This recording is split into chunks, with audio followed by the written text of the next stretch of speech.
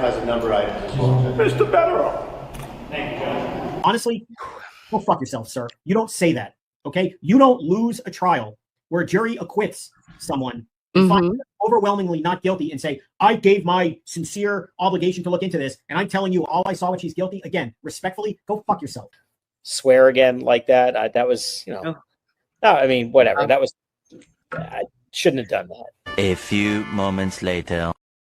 You, as a prosecutor, have got to be out of your fucking mind.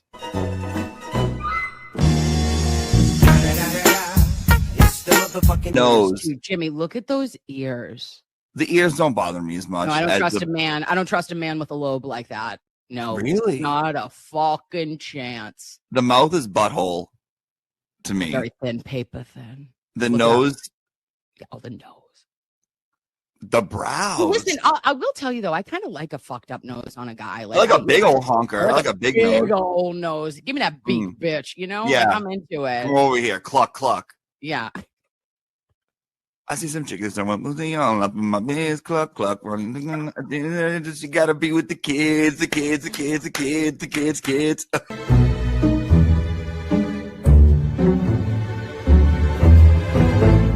And I go, oop, clutch, clench, kegel. We did it all. And I go, oh, and what happened? And they go, well, we just got 4,000 plus pages, bitch. And I said, stop it. Show me it. Take me to Unimpound Town immediately, if not sooner. So what happens? The bitch is here. Why are you at a football game? Are you a Fonz correspondent? Well, no, because it's only for men over 30. Okay? Have a great night, boys. Fuck off.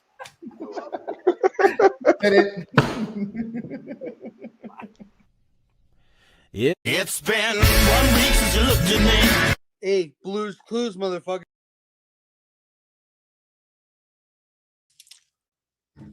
Good morning, lovies. We are gathered here today on January 4th, 2026. It is a power day in the USA, and we are here to talk all of the Sunday service topics. There's lots happening in the Commonwealth and beyond. I am wearing a starter jacket, or not a starter jacket, a starter hoodie of some sort. Thank you, Noni, for my Christmas present. Did you have a starter jacket? Maybe. Tell me which one you had in the 90s. Anywho, this is our first Sunday service of the new year, and there is only one person who should be here.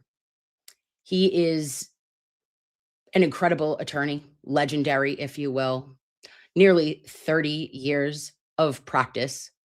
First is Manhattan DA's office, and then in his private practice. Is he an icon? Yes. But is he also our emotional support attorney? 100%. Let's put our hands together this morning for the one and only Attorney Mark Bederow. Good morning, Mr. Bederow. How are you? I'm good. How are you? Okay. A little subdued today. Okay. Yeah. I like that. Oh, I noticed that you're used drinking from a Celtics mug this morning. Yeah, they are shockingly good, even without their best player. And right. They're kind of under the radar, but it feels like something might be happening with them. You're getting a little bit of electricity. Yeah, they had a big win last night. 50 points for Jaylen Brown. That was worthy of going into the back of the mug cabinet and pulling out this. I love it. I did also want to thank Noni, my mother, for hitting me with this little bad Larry on Christmas as well. Boom. That's the Zay one. Bars, non-sponsored. That's what we're here for. She said, for your Sunday service, when Mr. Bederow is there, Kim. I said, Ma, thank you. It's very kind. They do a hell of a mail order business, so congratulations. Now you need to actually put the coffee in the mug to make the mug efficient. Do I drink coffee? No, she's a tea girl, so it's never gonna. I mean, whatever. I can put like I'll pretend I'll drink water from it or something, but very adorbs. And also, guys, if you're interested, zabars.com, and again, 100% non-sponsored, but look at how awesome they are that they put literally. So they've got the Zabars up here, but then underneath it's like gourmet emporium, coffee roasters, world famous smoked fish. What are we doing? This is on a mug. If we are, Broadway and 80th, it says classic Upper West Side as Oy vey Upper West Side gets. It's the place to be. A little bagel and a lox, if you will. This is also, they put their phone number on this. I almost enjoy the. Do they even have the area code, or they don't even put the area code? 212. Oh, they do. Okay, I was, they're so old, and so I don't know. Do they have it? I don't have the bars in front of me. Wow. And then they have also, for anyone outside of New York, call an 800 number. Or zabars.com. Or zabars.com. Or to zabars.com. Scooby Dooby Doo. Yeah. All right. Anyway, sorry, guys. That was a little bit of a tangent. All right. So I am winning in potentially the hoodie. I might be winning the hoodie game for the first time ever today. I do love an In-N-Out burger, but tell me you don't like this old school. I have said before that the old Patriots logo, I think, is 1,000 times better than the current one. The only problem is the so-called Flying Elvis is associated with winning, and Pat Patriot there is associated with embarrassing, terrible, awful football and great uniforms. But once Brady left, it was a new era. I thought they should have gone back to that full time. It's just an incredible logo. It sure is. And there's been a lot kind of. Good morning, Will. A poll. I don't know what we're doing a poll for, babe, but I will say that I love the old school logo as well. And I'm wondering with the Patriots, are you, after that loss, because that was the last time we spoke, and then we went into the New Year's, this is a brand new start for all of us. But after that horrifying loss, I'm feeling very confident. I'm feeling Drake May adjacent. I'm feeling the magic, the sparks, the unity, the camaraderie, the Vrabel of it all. Are we winning this Super Bowl? Are we going to AFC champ and then soup it? Possibly. My son and I went to the game, as you know, last week, and we got to see what I am told was statistically the greatest quarterbacking performance of any one game. Now, granted, it's the Jets and all that goes with that, but watching Drake May was amazing. I mean, the guy as a second-year quarterback, it feels good. The coaching is spectacular. Yeah.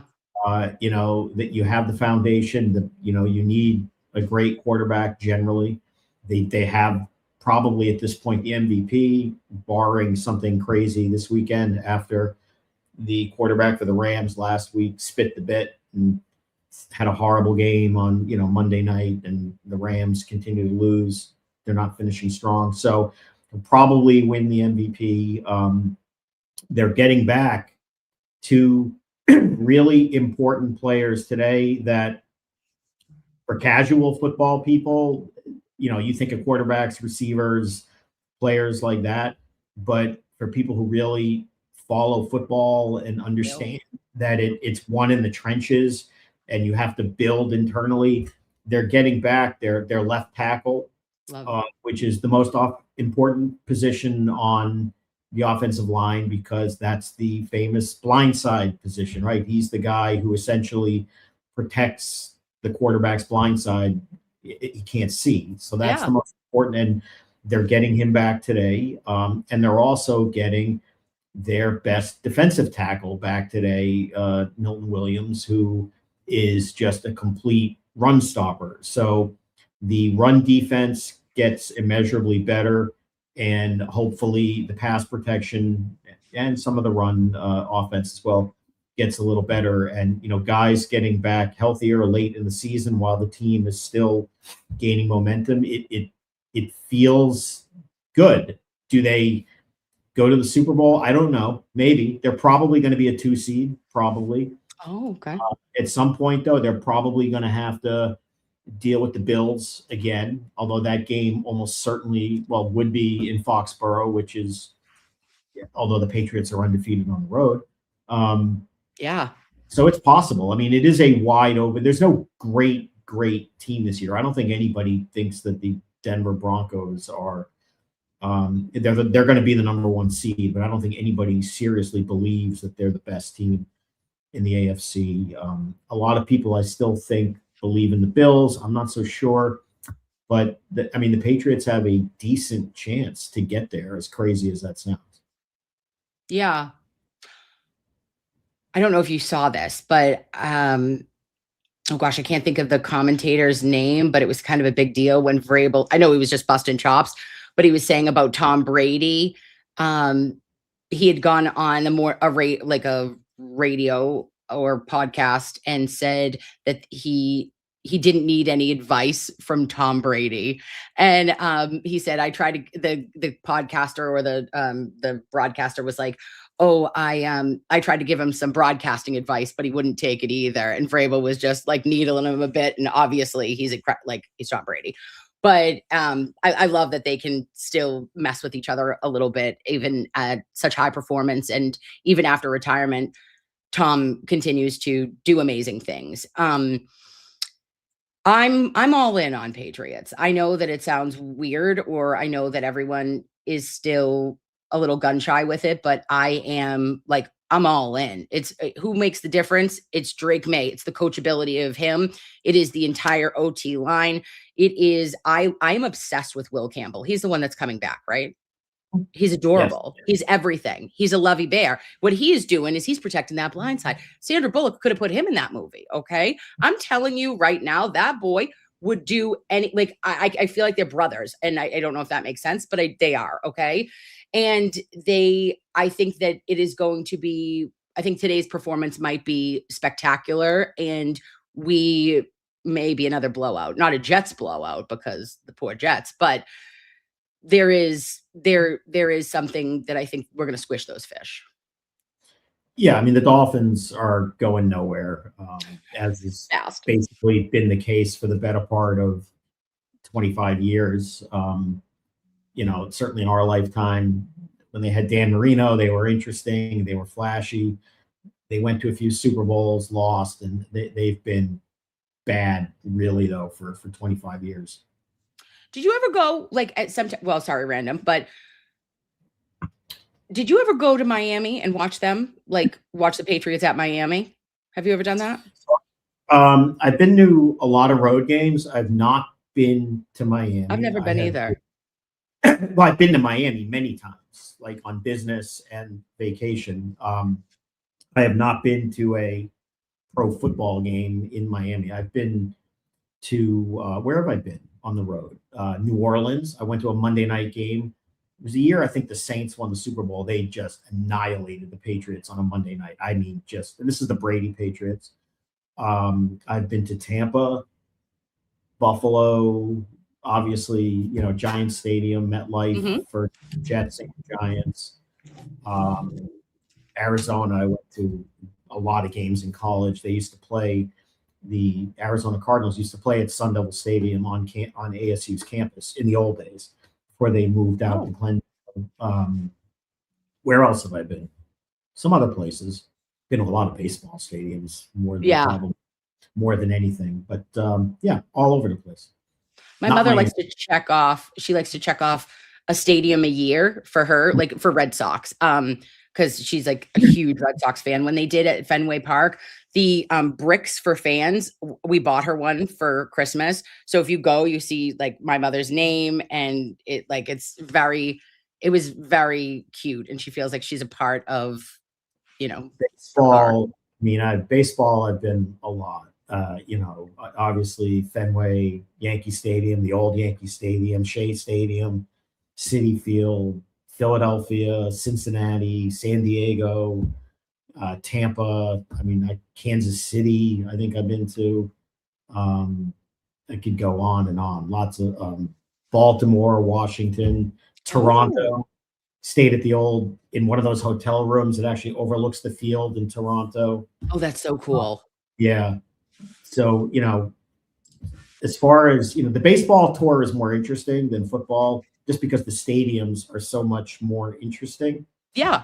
Ever since they redid Baltimore in the, 1991 or whatever it was, most new parks are in that model. And so you see a lot of beautiful parks, and some of the best are in cities that you would never expect. So, for example, with all the new stadiums, at least the ones I've been to, and I've not been to San Francisco, which I know people say is amazing, but probably the best one of that I've been to is Pittsburgh, and you would never think really that. It's kind of but it's an incredible stadium with incredible sight lines, incredible neighborhood. And the worst of the new parks is right in our backyard, the new Yankee Stadium. Absolute dump. Really? I didn't know that. Yeah, I mean it's very it's very corporate down there. They don't have the rowdy fans they used to have. In the old days, the right field bleachers at Yankee Stadium, you wear Red Sox stuff, you take your life in your hands. The other problem is it's the neighborhood. The bars around Yankee Stadium are, they're dumpy. It's gross. It's the South Bronx. It's not bringing a lot of people in.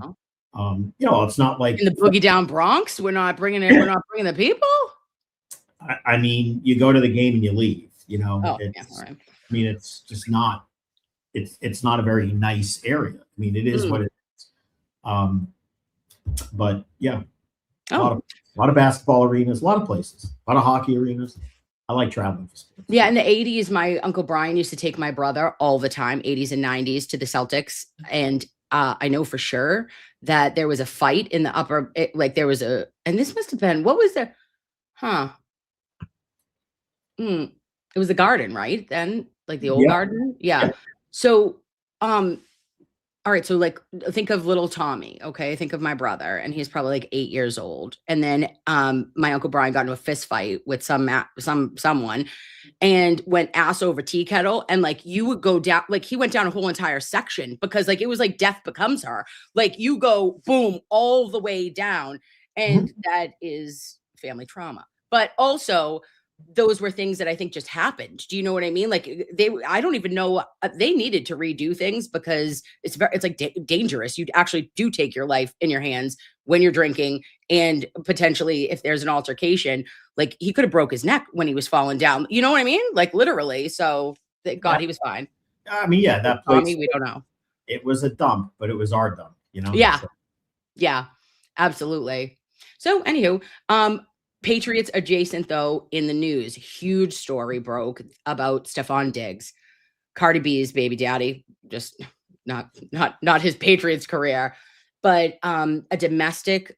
There comes out this report initially, domestic, and I say, oh shit, I'm thinking Cardi, you just had a baby, babe. What's happening? Nope, JK, it's a chef. And then I'm like, wow, this is huge, Mr. Bederow. I have so many questions, and I'm very concerned that and listen, I know that we have a process and everything, but I feel like this was almost a hit on him because I mean, for you to report this in the way that it was reported without any, I was concerned with the lack of urgency, the lack of photography, the lack of treatment, the lack of, or the requesting of financial monies from the family or from Cardi B or Stephon Diggs.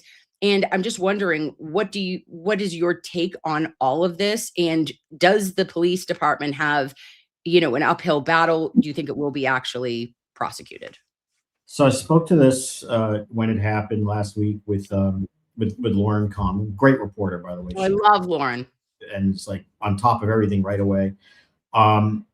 I mean, all disclaimers apply. You don't know what happened. You weren't there, and you have to let the process play out. Having said that, there are a lot of red flags and cautionary flags that make this case seem almost as a criminal case, DOA. A lot of reasons. Number one, there is a financial dispute between a celebrity, wealthy athlete and a chef, which doesn't mean the athlete is incapable of assaulting the chef. Of course it's possible. But there is clearly a financial motive for this person to make allegations against Diggs. You factor in the timing of it all. Okay, there was an ongoing dispute about this financial issue, and they couldn't come to terms, and only then, weeks later, I'm going to go to the police and say something. Now, this is not a sexual assault case or anything like that, where you can envision scenarios why people have an incentive emotionally or for other reasons that I don't want to go forward because I don't want to be embarrassed. I don't want to talk about, these kinds of things. That's a real thing in terms of time delay in reporting that kind of incident. But a garden variety, I got beat up by this piece of crap who owes me money. And you sit on that as you're still trying to collect money and it doesn't work. And then, you go to the police right before the playoffs are going to start. He has every incentive to pay up and be done with this. I mean, it's the playoffs. He's a big player. So again, that's a red flag. Okay. When you come in and you say these terrible things happen, there are just certain things which make a case harder to prosecute. There are no witnesses. So, and the supposed defendant is going to be a sympathetic character in the sense that he's a star wide receiver for the local football team that's about the playoffs. I was choked in this and I had these injuries. There are no visible injuries because of the delay in timing, perhaps. There were no photographs. None of them were documented in time. There are these issues with messages. And by all accounts, I'm still not sure I want to go forward.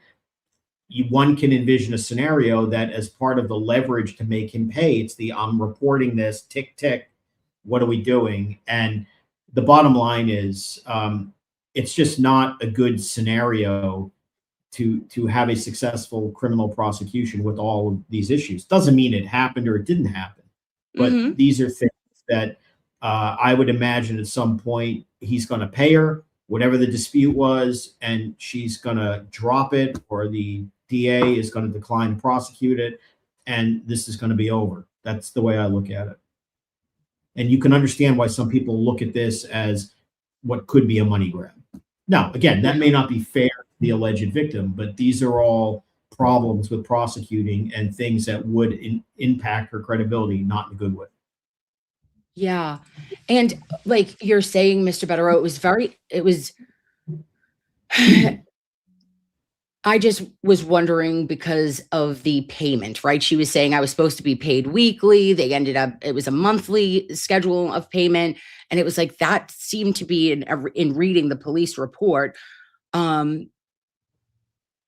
what was described as occurring. One might assume that you would have photographic evidence of that, even afterwards, like even if it took you a day or two to like wrap your head around it, that you would have just for yourself, and that wasn't that wasn't available or provided in what I had seen. So that it feels like a leverage. Okay, it feels like you're not paying me, so I'm going to ramp it up a little bit. And it's such bad press for the Pats. Yeah. It's in Diggs's interest and clearly the Patriots' interest, and the public is going to get pissed off if all of a sudden the star wide receiver is unavailable. There's a lot of incentive for this woman to be paid, and that happens all the time. Whatever happened or didn't happen, there are private deals, and sometimes that can be odious or seem inappropriate, but it does happen. I mean, whether there was an incident. I mean, many years ago, rest in peace with Kobe Bryant, if people remember that, when he was charged with like a very serious sexual offense. It's a word apparently you can't say on YouTube, so you talk about fruit instead. And that case was being taken very serious by a prosecutor, I believe in Colorado, if I recall correctly. I don't remember exactly where. And they came to terms. Again, call it whatever you want, and then that criminal case was over. That impacts your credibility as a complainant if it feels like a money grab. Doesn't mean you're lying, but that is a motive to falsely accuse. That is a motive to favor why you want this person to go down. And that's how criminal cases work. Credibility matters. Yes, it sure does. And I would say that I found it very refreshing that Mr. Kraft and the Patriots organization did immediately put out their statements that, like, hey, for what we know right now, we are 100% standing with Stephon Diggs and his family. And we continue to, we will monitor the situation basically. But he unequivocally denies these claims and that we're backing our guy. And I thought that was kind of, it's fine. I mean, again, this one feels like nothing. Okay. With all disclaimers, we're not privy to what's going on, but this is not a strong case. It does have indicia of possible motives to fabricate and just jazz it up to get money. Now, having said that, obviously the Patriots need to be careful. There's not a great history here on, current star players and letting facts develop. I mean, Aaron Hernandez isn't that long ago. Yeah. And he everybody knows what he was. But the statement is fine. It is what it is. It didn't help that the next day they had to issue a different statement related to a different, very important player. But that situation also feels, that it's from August and was somehow becoming public in December or January. That's wait, that's what? strange. What is this? What's the next statement? Christian Barmore, who was, apparently accused of an actual domestic complainant who doesn't want to go forward for an allegation that occurred in August. I have no idea whether, again, how legitimate or not legitimate it is, but very strange that would come to light one day after Diggs and in December late December. But so they have to deal with it. But words matter. I mean, to be honest with you, Mike Vrabel is usually really good in addressing everything with the media. I don't think his comments were so great about this stuff. I forget his exact comments, but they were something on the lines about whether he was disappointed about the situation. And this was after, Diggs and Barmore day after day. And, there are ways to address it by saying, we stand by them, due process, all that. Yeah. But also taking a moment and expressing the seriousness of domestic An allegation. abuse. Yeah. Whatever. It is a disturbing allegation and the system has to play itself out. But when he said that, I don't have any disappointment at all, I know what he meant to say. Those were clunky comments, though, and I was a little surprised. Yeah. And then Paula Mayer said, being like he should have been prepared, or it seemed like he was caught off guard in the conference. I don't know how the head coach could be caught off guard when his first media availability on a team that is on the precipice of the playoffs and two key players 2 days in a row are facing potential criminal charges for assaulting women. How the coach could be caught off guard. Again, I don't think it wasn't his best day. I don't think it's that big deal, but it was a little surprising that because he's Vrabel is very pro women in sports, by the way. Yeah. I don't know if you know this, but he always calls on female reporters at press conferences before male reporters. That's just the way he is. So whatever, not the biggest deal. Just a little surprising that he came off just a bit clunky on that one. Yeah, and like you're saying, the words matter, and the tone and tenor of a coach is important, and it means something to the public and to the team for all morale. So you're right on that. Yeah, but again, I can't. Vrabel, Mr. Vrabel. Oh my God, my Lord, that man! I think he is everything. Oh, I love him. I mean, listen, he feels. I mean, first of all, he comes from the Patriot way. He was on the first era of Super Bowl teams. They kind of were two eras of the same dynasty. He, in many ways, feels Belichickian, but with a personality. I mean, the reality is, It's in the total last package, Mr. Bederow. in the last several years, in particularly, I mean, Belichick. I don't know what. It became ridiculous, not just finishing up with the Patriots, but even with what's going on with him now beyond. With Jordan?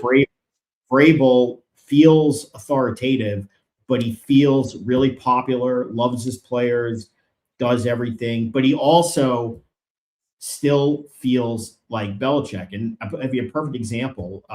And we were all laughing, all of us being the 10 people who were sitting where we were, because it was like Patriots fans and nobody last week, freezing our asses off in the Meadowlands. But at the end of the first half, the Patriots were already up by, 32 points. Uh-huh. You run the clock out. The Jets have the ball. They're not doing anything. And this SOB Vrabel, because it was getting chippy, and he's calling timeouts to try to get the ball back and make the Jets suffer. And you know what? That's like a total Belichick move. I mean, that's such a dick move, but I love it. I mean, his players love him. They're all laughing on the sideline. I think there was even later, I didn't see this from the stadium, but audio of him mouthing, F them when he called timeout. The whole attitude. I think the team takes after their coach, and it's like a perfect marriage. They're great. And you know what I love about him too? And he, like you're saying, it's the Belichick with a personality, but it's also with like a heart. And in all the years, and I've watched Bill Belichick since I was little, like a kid. And they did have cameras there at that time. Like when I see Vrabel in the tunnel with the boys, and he is, "Are you okay?" after a game, I am like, and he's shaking their hand and giving them hugs and saying, "How you feeling? You okay?" Like it's profound to me. I'll always have like a picture of him on the field, kneeling down next to his player, holding his hand when there was an injury. Those are things that like you can want me to fall and have to follow the Patriot way, like a new version of that. But his compassion and his connection to his players seems to me like second to none. Like I believe that is truly special. It's rare, because I think he bridges between two worlds. Oh God, that's a preview of like awful Stranger Things analysis coming later today. I shouldn't say that. But what I mean is he has that authoritative, in that Belichickian way of authority figure. I am in charge. At the same time, most people like that are not players coaches, meaning where they're popular, and he somehow appears to be able to be that tough guy, authority, my way or the highway, while having all of these people love him. And it's just something feels so right with what's happening with the Patriots, and it's only going to get better. They're going to be attractive you have a coach like that and a 23-year-old quarterback like that. Bad weather aside, you're going to get free agents who are going to want to come there, and they have the most cap space available, money to waste on free agents of I didn't any know team that. in the league. Let's be honest. Look at the division they're in. Okay, these are the things where you start saying, "Wow, they really are." I'm sorry for the Buffalo Bills fans, but they're on last legs. It's probably this year and then goodbye for them. And it's, the lovable Buffalo people, because they're going to be in cap space hell. And, there are economics that are a part of this. I mean, football is essentially, a socialist sport, right? I mean, each team gets the same amount of money. They share revenue for TV. Yep. It's the only sport where it's really like where the small markets are treated the same way. That's why teams like Green Bay historically can be good, because they can compete with the larger markets. It's not like Right. baseball where you can just do whatever you want. The Bills are going to be in cap space hell, and they're not going to be able to refresh, and they're getting older. And so who's the competition in the division? The Jets? The New York Jets at this point are probably the most embarrassing team in all of organized sports, in all four major sports. I mean, they are. Somebody posted a stat the other day about who's won the AFC East since like 1970, when the division was created. And as you can imagine, the Patriots are far and away up there. The Jets have won 2 division titles in 50 something years. The Baltimore/Indianapolis Colts, who have not been in the division since 2001, and who are historically at that time not a great team. They were good in the 60s, when, in the early days of the NFL. And then when Peyton Manning came, they got good.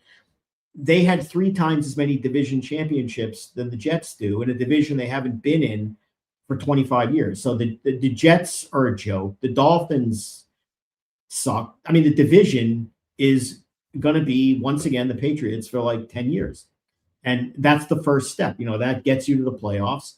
And then you look at the rest of the conference they're in. There aren't that many great teams.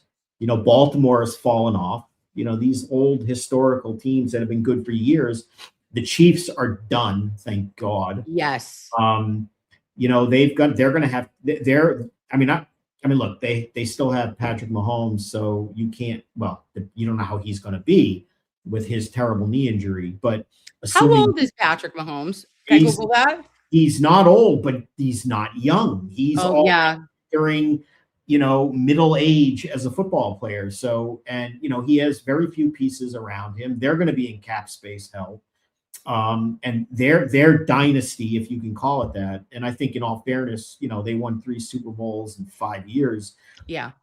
They get credit. I mean, as much as he's 30, that's not young. Makes me want to throw up, but they're not going to be what they were. And Drake May is 23 years old, and he's playing on a rookie contract, and that's important too. He makes peanuts, so they don't have to pay him yet for this salary cap. Now, when he's due, my God, they're going to have to figure out, that's a problem. But right now, he's pennies on the dollar, and he's the best player in the league. I mean, this is insanity. Wow. Yeah. So that's interesting. I think maybe one day we could do a show on the Caps, which I know that people probably might not want that, but I love that. I love money in sports. It's pretty. You'll get low views for that. That's pretty boring. All right. Well, listen, who gives a shit? I like it. Okay. So we're wishing, may the force be with us and also with you as it relates to our Patriots today. And what is it? It's a 1 o'clock game? 4 o'clock today. 4 o'clock, Miami. Weird. That's a weird time. By the way, that's the other thing. Next year, get ready. Now that the Patriots are good again, and now that Drake May is obviously like that guy, it's going to be back to what you were used to. A lot of 4 o'clock Sunday games, Sunday night games. Now that's definitely like status in the NFL. But I don't know about you, but give me Sunday at 1 o'clock. I would take every week. The only good thing I liked about the Patriots sucking for the last several years were the 1 o'clock Sunday games. But the other good news is this. My God, they'll be back to getting real announcers, because the last couple of years, you can see the difference in, when you're the D game instead of the A game, and you get the, Spiro Davis and Adam Archuleta ASU Sun Devil, by the way, not all bad. But you need the better announcers. And one of these days, you got to get Brady. You got to find the right game and get Brady talking about Drake May. That would be must see TV. I totally agree. I think I would love that. And I think that he'd be gracious to, well, I think he'd do a great job because it's his old team, and he actually did play with Variable too. So I think he would know and call it really well. All right, transition time. I know that you're going on with whom, everybody, lovies who are here. 12 o'clock. We got a lunchtime stream. Okay. And who is that going to be with? It's Mr. Bederow times Mazza Media. All right. Are they our favorites? Yes. Is it going to be incredible? You know it. Be there or be square. You know, I will be in the chat and I will be sopping it all up and taking everything in from the Stranger Things and all of the topics that you guys are going to cover. I'm going to because we've talked about it before. I have a very unpopular view with a lot of people about Stranger Things, but that's okay. I'm just going to call it like I see it. Well, so we had talked about it a couple of weeks ago, Mr. Bederow, because we found out it was breaking news. Hold on. I'm sorry. I don't mean to interrupt you. No. For the thing later, we're going to talk about it. There will be spoilers. So if you have not seen the end of Stranger Things later, watch it this morning. Protect your virgin ears, govern yourselves accordingly. It'll be part of the discussion. Will be breaking down, in my view, the just blatant stupidity and nonsensical nature of it all. Are you joking me right now, Buzzsaw? The Maz, the myth, the legend. I can't. I have to say it one more time because I just fumbled it. The Maz, the myth, the legend. Should that be in your bio, Mazza? Yep. Okay, so that is perfect. But we know that I play Dungeons and Dragons. Okay, I don't play it right now, but would I look for some people to maybe start a campaign with? Yeah. What are you doing on the weekends? Want to get some low views? Let's do D&D, okay? Because I love it. But the ending, when I was late, I did a stream on New Year's Eve, and I didn't realize it was going to be over 2 hours. I hated it. I don't care. I'm not going into it, but I was like, this is the end. Here's another thing. Okay. I don't watch the endings of anything. I don't, because I can't let it end. It makes me sad. I have to start at the beginning again. There is something that happens with my brain. I haven't seen the last 20 minutes of this finale, and I'm not watching it, but it sucked up until the last 20 minutes. The only reason I watched it is because Mia, my oldest daughter, was like, Ma, we have to watch it. I can't watch it. That's the bottom line. In my house, my daughter loves it, which means by default, even though I'm telling you what I think about it, but as far as it goes in this house, I loved it and can't wait to rewatch it again and again. In real life, it sucks. The problem with that show, though, and this is why it's disappointing to me.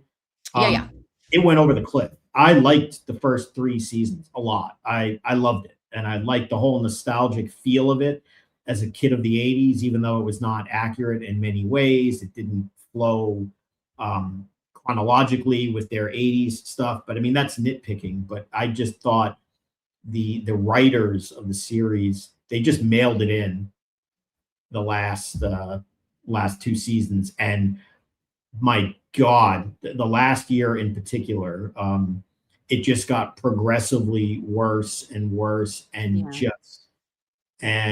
I mean, we'll talk about this. You talk about it with Mazza. I just wanted to give my overall, because everyone knows I watch it too, and I'm a little bit of a dork. I mean, none of it's real, obviously. It's just TV, so it's not important. But I thought, discredited the whole show with the way they treated one of the characters at the end. But I'll save that for later. Okay. All right. Well, I can't wait. I'll be there. And again, guys, that's Mazza Media, noontime with the Mighty and the Mazzy together again. I love it. Next transition, I wanted to just see, do you need any coffee before we get into Venezuela? I do. I'm all out. Yep. All right, you go get some coffee. We're gonna zay bars. Now. Play a little jam. Mr. Bederow's favorite song, EDM in the morning. Boo boo boo doo. Oh, does she know where it is? Is this it? Woo!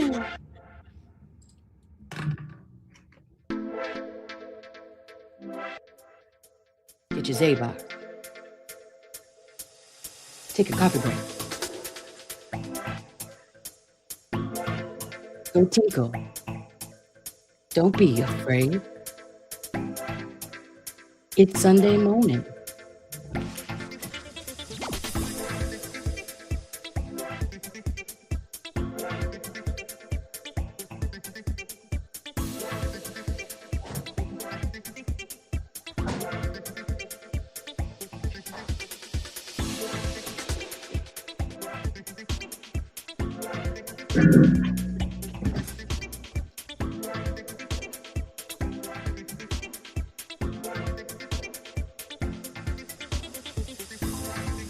Come here, ducky.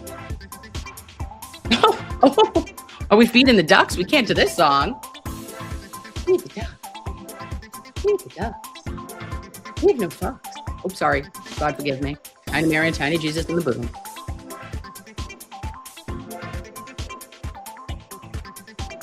Call Zabars.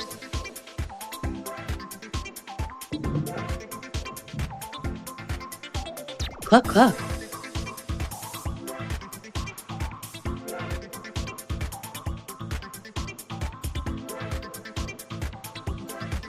I'm finishing up my tea, lovies.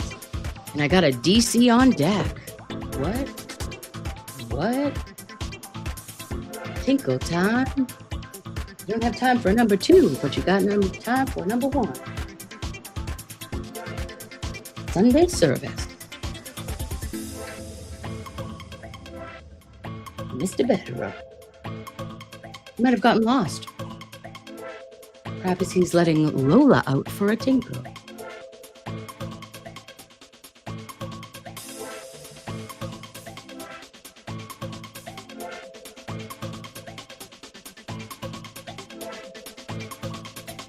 Me too, babe.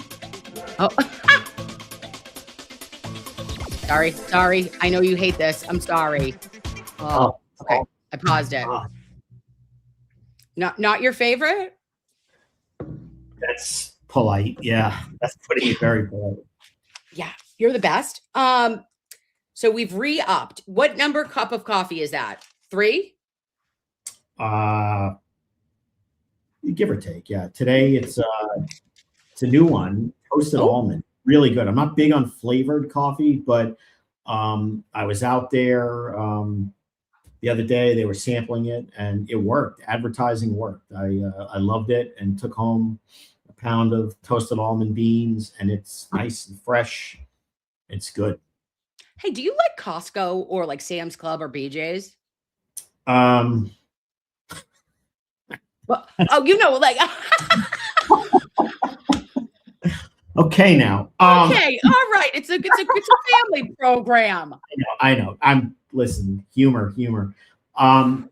We yeah. I mean, we like Sam's Club. Yeah, but I don't like buying in bulk and all that. love it. And also you see like the restaurant guys go there with like the flatbeds, and they're buying like 8 gallons of like canola oil, and it's just like, wow, restaurants like don't look good when you see how they're actually doing it. But yeah, I mean, we do occasionally go to Sam's Club and whatever. Listen to me. I absolutely, like 10 out of 10 times, if I'm driving by a bulk store, I am like, I want a membership. I have an affinity to Sam's Club. BJ's number 2, then Costco. Costco is 3rd. Kirkland products are great, but that, like, I'm like, buying that stuff, and I'm not buying coffee at Sam's Club. No way. You're not. No. Oh, okay. I'm not buying. First of all, I'm not buying a bag of coffee for 8,000 people. I'm not buying, Sam's Club house brand coffee. I want every paper product known to mankind. By the way, I only get beans. Got to be beans. Got to grind. I got beads. We got beads. No, beans. Oh, beans. like Sorry. coffee. The only way to buy coffee is to grind your own, so it's fresh like that each Oh. you make it. That's part of being a coffee snob. It is what it is. And I'm not going to Sam's Club to buy Keurig, donut shop brand Keurig that's been sitting that was ground 8 months prior. No, thank you. Yeah, I can see that. Again, like as a tea drinker, I drink like a Lipton tea bag, right? So like mine is like 2 tea bags, skim milk only, whatever it is, just a little bit of milk. But I love, like, I want my paper towels. I want my paper plates. I want plastic cutlery. Okay. Fuck around and find out. I want it all. I want the most that I can get of anything. I want a 35 pack of Diet Coke directly into my veins. I want Poland Springs, what it means to be from Maine. I want at least 64 bottles. Like, I am ready. I am on the precipice of being a prepper at this point. Do I Okay. have non-perishables for days? Yeah. Bulk paper towels are okay. They're good for when you need 30 rolls of paper towels, or the 72 pack of toilet paper, or whatever it is. In the days of COVID, that was, if you could find that was like the Wonka golden ticket right back then, Right. along with wipes, Lysol wipes, the people scratching for those. But yeah, I'm not a big fan of the bulk stores, although underrated in Sam's Club. Wine and bourbon and stuff like that. They have a nice actual, believe it or not, selection. Yeah, they sell a lot of that. Who knew? Yeah. Get your wine and bourbon at Sam's Club. There you go. So sorry, that was very random. I was in Jersey City a while back, like last week actually. And you know how I don't drink coffee? I was at County Auto, whatever. And Chris, the the wife of one of the guys that works there, she gave me, they had an espresso maker, and then she put a little honey in it. And I was like, and I think that she got her pods from the espresso. I think that she did it in a little machine thing. And I was like, did you have pods? Nespresso is not to be confused with Keurig. Nespresso is actually good, even though they come in pods, it's pre-ground. But Nespresso is a whole nother level of decent coffee than Keurig. I have an espresso machine too. If you want like 1 cup or whatever, and you don't want to do the whole process of making coffee, an espresso is very good. You want to talk about a zing, though? That was 2 cups at 12 o'clock. I was like, I will not drink Keurig unless it's the only thing that's around. Oh, well, good to know. So I think I'm going to be like, I might be an espresso woman, and just a little bit of honey, nothing else in it, or a little buka if it's after supper, if you know what I'm saying. But that was like a shot of electricity to your butthole. You're like, woo, let's go. You're ready to run through a wall after you drink one of those. I didn't realize I don't drink it. So that is what it is. So now we're moving to Venezuela. What is happening? I go, oh, it's everywhere. We've got Maduro. He is who? The president of the Venezuela. South America, DEA, drugs, China, all the shits. Maduro, allegedly, or you tell me, Mr. Bederow, gets taken from like Venezuela, extradited to Manhattan, to New York, and he is this is all drug related, right? But I didn't know we could do that. Can you break this down for how will this be prosecuted? Is this like a war on drugs? Are we the Bushes right now again? Or not the Bushes. I guess that might have been Nancy Reagan who said, just say no. Is this like a fentanyl thing or a stronghold on the South American governments? So I don't want to get into the politics of it all. I'm just not interested in his opinions or not of whatever. But, this is not unprecedented. They did something similar with Manuel Noriega in Panama in, I think it was 1989, whatever it was, and he got hauled in. What I can tell you about Maduro, again, just from a legal standpoint. I'm not getting into the screaming and yelling online about whether this was an act of war or whether this is the guy is under indictment Okay. as being a cartel boss, literally. Yeah. And for trafficking fentanyl and all these other terrible crimes, all these horrible things. And he's under indictment in the United States and needs to be, in the normal course of business, somebody would need to be extradited to. Yeah. Now, how do you arrange and do that when the target in the indictment is, El Presidente, literally, like the top guy? You can't work with the government. You can't do it. So they went in and extracted him. Again, some people may like that. Some people may not like that. It's not for me to decide. But the guy doesn't get a pass on violating United States law and allowing people to go through Venezuela to enter the country unlawfully by trafficking fentanyl and other drugs and guns here that are obviously going to ultimately cause many Americans to die. A relationship as a cartel boss, including working with some of the main Mexican cartels. That's the indictment. And so he's now on American soil and be tried in the Southern District of New York. And if convicted, will die in an American federal prison. It is what it is. Some of the other stuff, other comments perhaps that were made by politicians are regrettable and not helpful, but I'm just staying away from that. Yeah. I besides the politics stuff, because I'm so independent, I'm so weird, I'm so like out of that I just think good people should do things. I don't really care if there's an R or a D or anything behind you, just in my humble opinion. Yeah.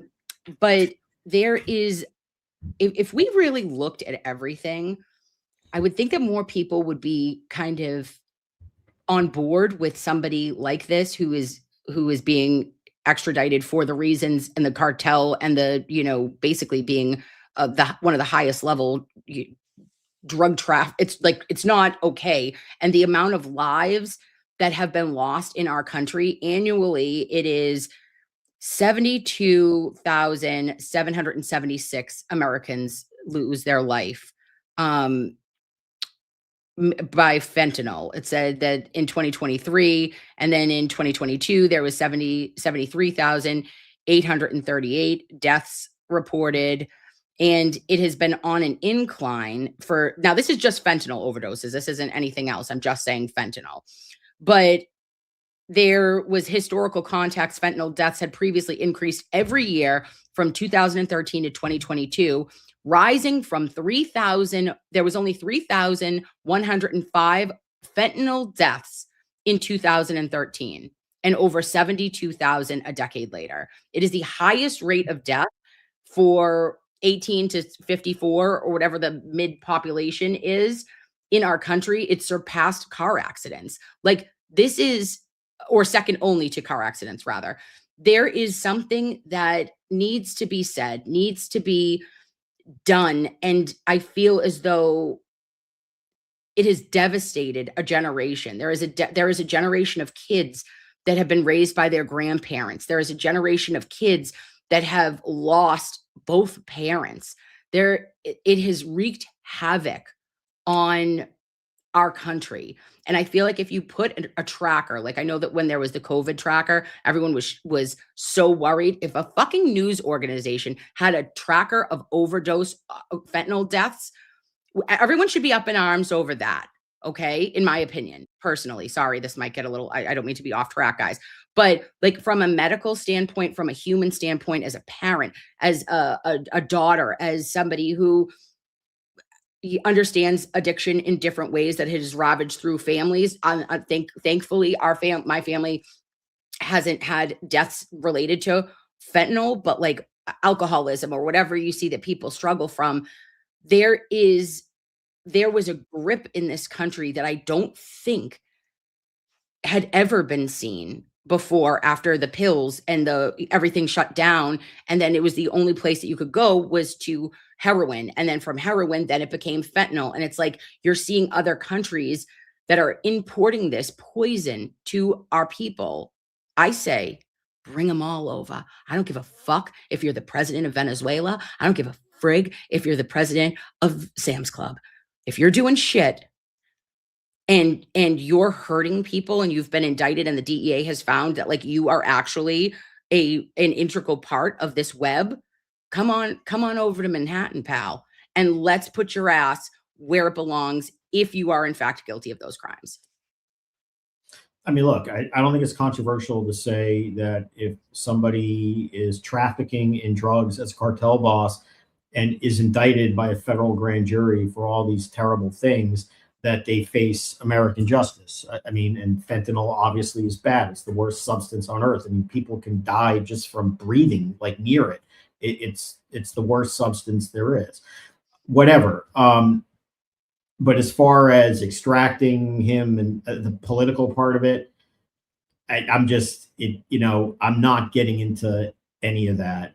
There are some people who think, this is purely about drugs. That's fine. There are other people who say this is about changing, regime change in oil. Oh.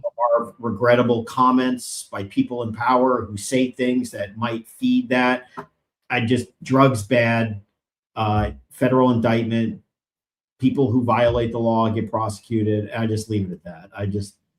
Can I ask you, is there any so this is going to be the Southern District, right? That is going to do this or has done? No. The Southern District of New York is the federal district that encompasses Manhattan, which generally gets, look, that's by far the preeminent U.S. Attorney's office in the nation. It always has been. I mean, its nickname is the Sovereign District of New York. It's a very, that kind of place. They have a lot of experience with sophisticated cases, whether it be organized crime, terrorism. I mean, there's a reason why a lot of the preeminent cases end up in that district. They have, the best judges, the best this, and New York can handle the kind of craziness that goes with the fact that the defendant sitting at the table is the deposed president of a sovereign nation. I mean, that's not common, right? So it's not surprising to me that this would be in the Southern District of New York. Yeah. And no, that doesn't. Okay. I get what we're saying here. So does that make any difference in the prosecution, or no, it's just that it's the best one. It doesn't, there's no other reason other than that's the sovereign, whatever. It's like it's the big guns, right? Well, federal is federal. I mean, it's different than the states. I mean, federal law is federal law. There are local rules of a district that make procedurally, but I mean, federal law, the statutes, 18 USC, blah, blah, blah, are the same. The search and seizure is the same. The wiretapping laws are all the same. It's federal law. Could they have done it elsewhere? Yeah, probably. I mean, it's not hard to get federal jurisdiction. Might they have done it in the Southern District of Florida, which is Miami? Yeah, that might make sense. I mean, I don't following this case religiously, but I'm assuming if they're trafficking drugs and things from a cartel in Venezuela, at some point something's happening to give Miami the Southern District of Florida jurisdiction. They probably could have done it in what's called the Eastern District of New York, a little brother of the Southern District. That's like Brooklyn and Queens and Long Island. Probably could have done it in DC or God knows where else. But they're doing it in the Southern District of New York. I mean, I have no opinion of it other than that makes sense to me because they're well equipped to deal with also the level of security that you'll need. I mean, Southern New York, is where, the Bin Laden types were tried. I mean, they know how to deal with it. Okay. It's a fortress and they're just well equipped to deal with everything that goes with the craziness in lower Manhattan. Okay. Thank you. Thank you for breaking that down. And I'm sorry. I don't mean to, guys, I don't ever mean to be I was just the overarching of it, and being a big news story. I just wanted to ask Mr. Bederow his opinion, and it's not political for me; it's people for me. That I care about people. I care about Americans. I care about making sure that whoever is doing bad acts, just like don't do it, or you're going to pay the consequences. I don't give one shit, in my opinion, whether what side, what team you're on. Like, just don't do it. And if you do, you're aware to pay the consequences. And the last thing, Mr. Bederow, I just wanted to touch base with you on today was what a motion. What a man, what a motion. That's what they said. Defendant, sir, reply for the recusal of Robert Cosgrove, specially appointed prosecutor. Causey is in the chat. Don't make it weird. Just the fake one, not the real one, unless he is, but okay. Filed on the at the end of whatever, it came out. But it's public. It is, some parts are redacted. What a revelation. What I saw. And for Yuri Buchanan, Brian Tully, the web of deceit, the Commonwealth in and of itself, wrapped up so tightly in this conflict that there is no way out. Can you break down for me what was going through your mind when you're seeing these Facebook posts of Yuri Buchanan, one of the lead detectives in Karen Reed's case and in Aidan Carney's case, and him asking for you to continue to support, like soliciting support for the House defendants? So, speaking generally, it's important to recognize why that is relevant to the larger issue. It's a separate discussion in and of itself, which is actually probably something that's easier to talk about. But what you see in a publicly filed document is there are conflicts of interest. And when they pile on top of each other and multiple conflicts and multiple scandals, each becomes worse. And the sum of the parts leads to the public confidence in the criminal justice system to just decline. And that each one of these individual conflicts then becomes just too much to allow this to happen. So that's kind of the overall theme. The conflict that is at issue in the case is just one of many, and it just comes to a point where there are so many unaddressed things that should shock the hell out of people. So put that to the side for a minute and just focus generally. Forget the detective involved and whatever, and just imagine any scenario where you have a high-profile homicide investigation of, the alleged illegal killing of a well-liked police officer, right?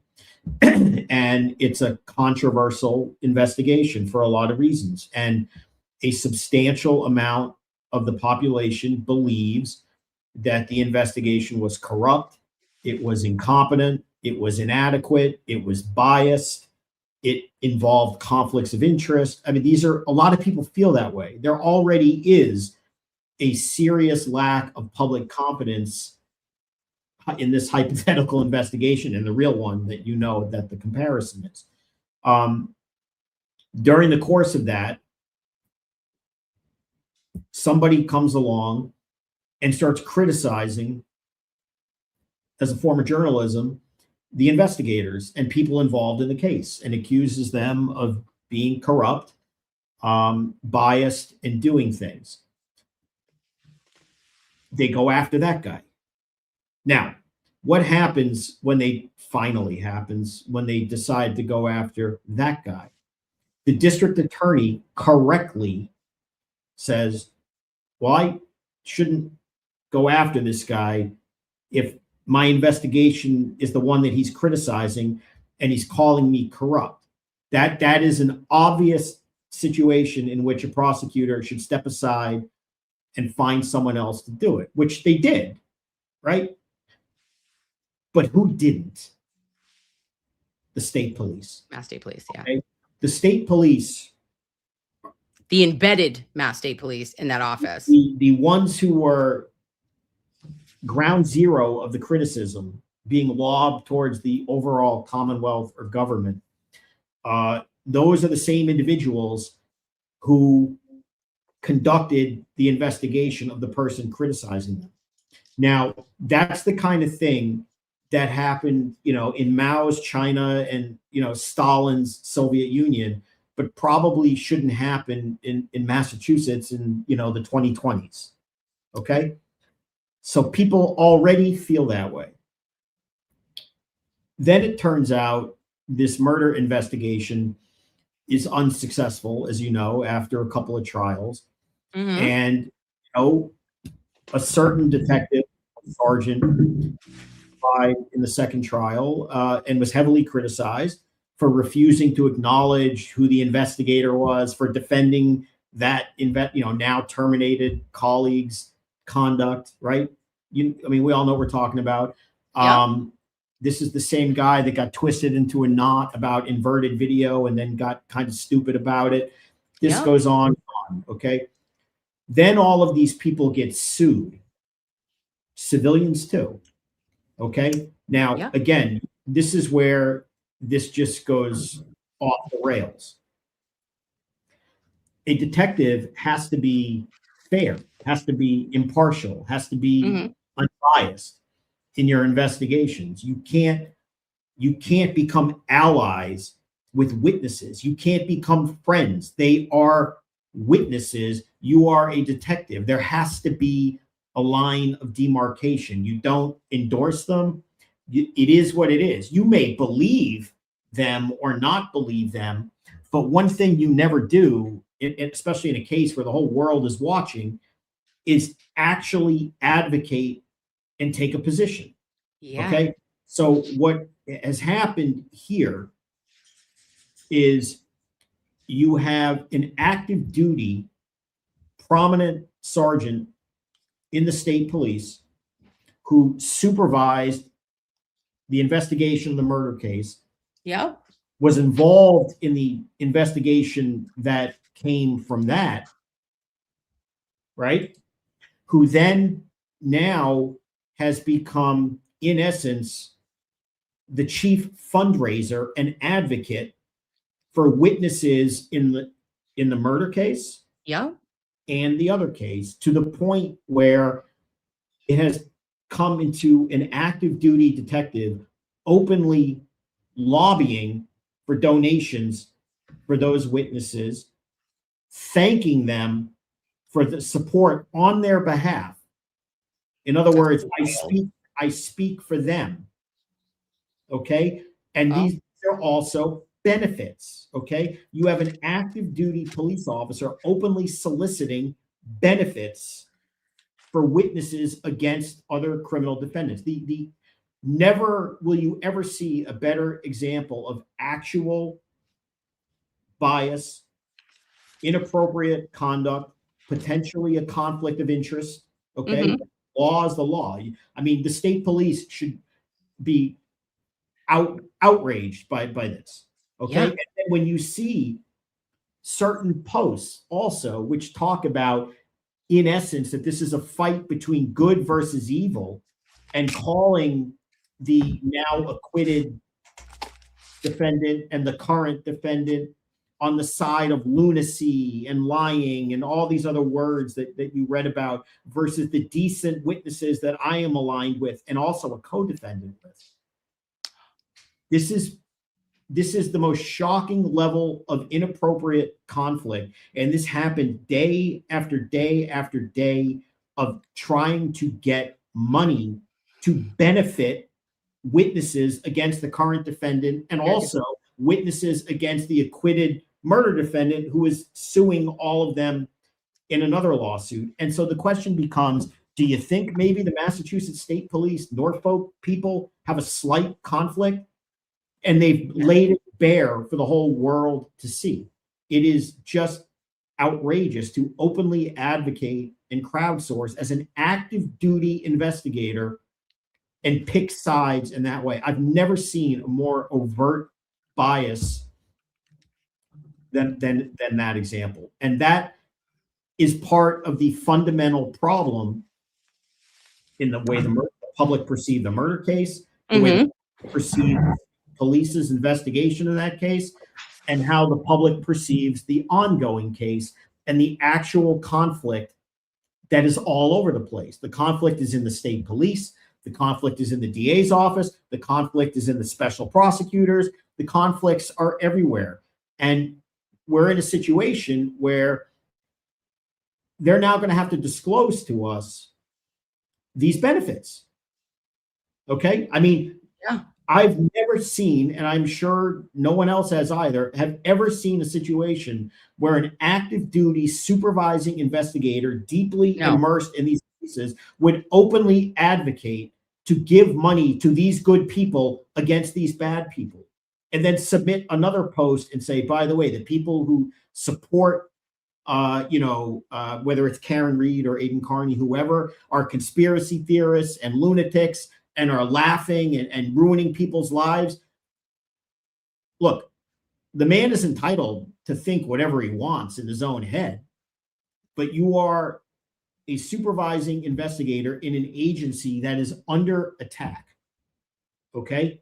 You are getting criticized for all kinds of things. You have been disciplined because of your conduct in the Reed case, along with other ones. The guy you defended as who did a great job is terminated and a national laughingstock of police work. If you want to think in your head, people are biased, of course, internally.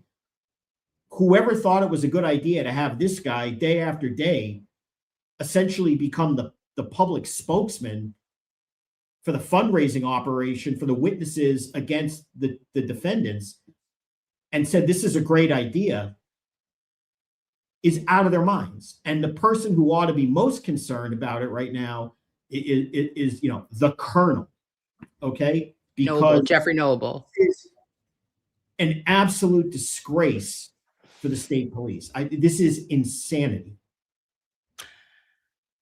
It is ethically, it is morally, it is I think embarrassing. It's all it's corrupt. It feels so out of bounds of normalcy and decency, and I'm almost reminded of the a Michael Morrissey video where he took no questions and just put out that statement that we've got the right person, that Colin was not in the house, these are innocent witnesses, they are not anything else. I mean, just like putting the blame on 100% in a public statement on Karen Reed prior to her trial, prior to her ability to defend herself. Is bad. I mean, that statement obviously is something no prosecutor should ever make, and I'm not here to defend it. This is worse. Way worse. The reason it's worse is because there is already a public scandal that in Norfolk County that directly involves the Massachusetts State Police, that directly involves this individual amongst others. Okay, people don't have confidence in anything they're doing. Okay, they wanted a buffer zone at the Brian Walsh case, for Christ's sakes, not because they thought people were going to go out there and say, free Brian Walsh. No one with a brain would ever do that. They were afraid people were going to stand out there and criticize the state police and the DA because of their conduct in other cases. Yes. All right. That's how bad it is in Norfolk County. But the issue is this. There's no doubt when you look at those messages, it's actual bias laid bare for all to see. It is good versus evil. It is decency versus lunacy. We need money. End this madness. Help these people. These are good people. The people that they're against are bad people. Donate, dedicate. What world do we live in where an active duty police officer involved in those matters? It's not a state trooper who's on the side. from another county who just says, I think this case is, these people have been treated unfairly. This is the guy who needs to be impartial. Okay, the public has to have confidence in what the cops are doing. And it is now out there, completely laid bare for all to see just how overt the bias is, to the point where they don't even feel the need to hide it. Yeah. Makes you wonder, well, what about that inverted video? Right. It makes you wonder when you say, Michael Proctor was not the lead investigator, even though Proctor said he was. Why did he say that? It makes you wonder about taillight pieces. Again, facts are facts. You can draw your own conclusion, but can you imagine if that actual bias was known to the juries in the murder case? Well, it's not. It wasn't. But it will be known to the jury in the other cases, okay? And my God, it's absolute insanity. And there's no coming back from that. That is the death nail for 1,000% admissible to bias. Yeah. Yeah. And the question I feel is, in what bounds, or to see how brazen it is, right? That you're just posting this on social media and your hand is in this cookie jar as much as former disgraced trooper Michael Proctor. And you're literally soliciting funds for, like, to go against and in defense of this House defendants, from Karen Reed, who was factually innocent, in my opinion, but acquitted on counts 1, 2, and 3. She got convicted of an OUI. That's it. How dare you, sir? This isn't like you were doing it. Like, how fucking dare you? How dare you do that and put that on social media and be a disgrace? And also, though, to Colonel Noble, wake up. Whatever you did for his discipline, those couple of days of PTO that you took from him, oh, are you shitting me? What should he get for this, Mr. Bederow? It's worse than what you described, for the simple reason. It's not just like, again, let's raise money for people. I know a lot of people, like, fight and scream online about money raising. The people who he was advocating for have every right to seek donations to fund whatever civil lawsuits they're in, and I could care less. And my understanding is they've raised a lot of money. Okay, I mean, who cares? Good for them. That's fine. They can pay their lawyers any way they see fit or not. Mm-hmm.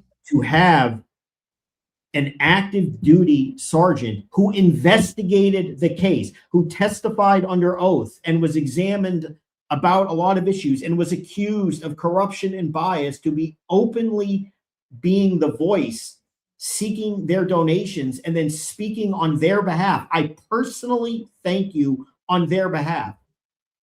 Makes you wonder what conversations were had to arrange this. And these are legal benefits. This is Brady material at this point, okay? Benefits to witnesses that are sought, expected, or received have to be disclosed, okay? It goes to bias. And the reality is, what role did all of these people say? Did he do this on his own?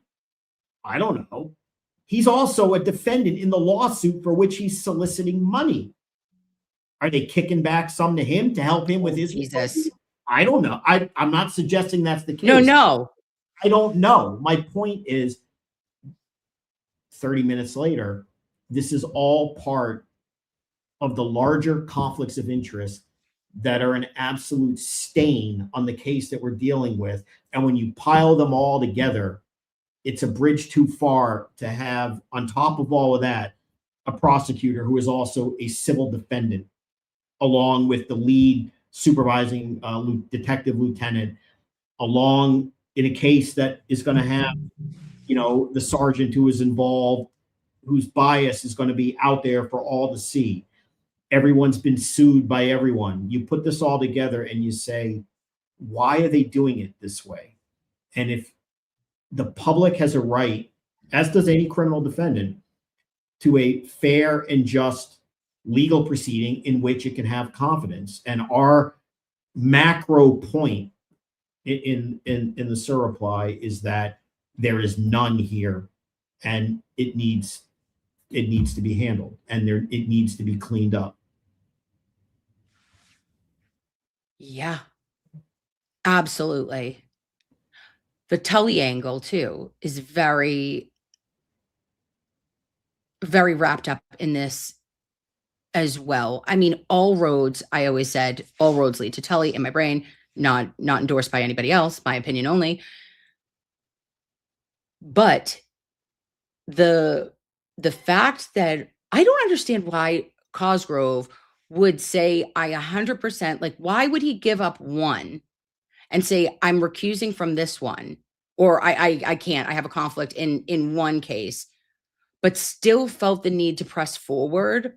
I don't understand. I feel like there had to have been something, because he seems like a reasonable person at times, and I'm not making a connection of how in God's green earth could you have said I have no right, or I should not be anywhere near this case, when you look at this one and you say, oh,